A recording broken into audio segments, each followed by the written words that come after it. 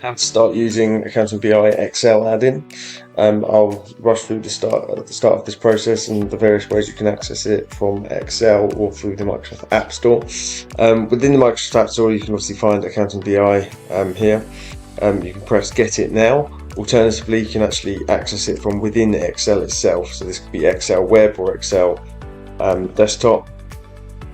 You can then find it here. And you can press Add.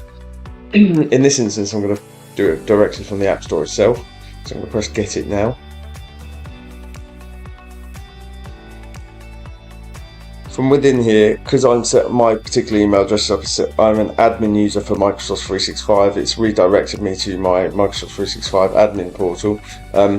So I do have the ability to assign this across my entire organization or just myself. If I did this directly from Excel,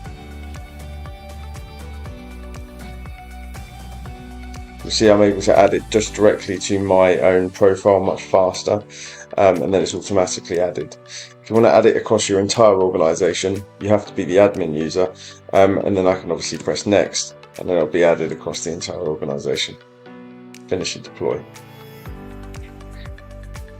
Simple. In order to start using it, you'll actually need an AccountingBi subscription and actually start to pull data within AccountingBi.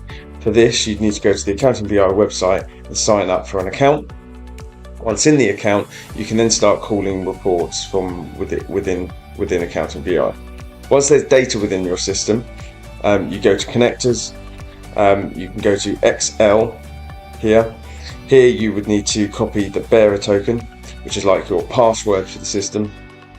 Then using that bearer token, you come here, open up file,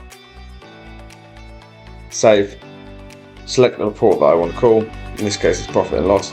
Press view report.